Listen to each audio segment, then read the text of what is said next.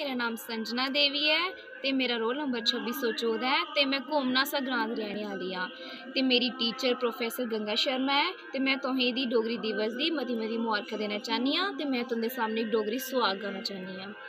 मेरे बाबल जी वेदी दे बोल देने तोते तुसी बोल दे क्यों नहीं।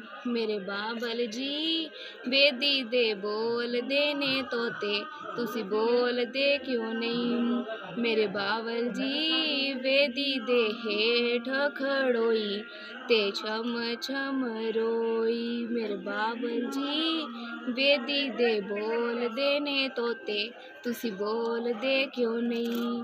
मेरे बाबल जी हुण आखो धी साडी होई ते होइयां पराई। मेरे बाबल जी हुण आखो धी होई साडी ते होइयां पराई।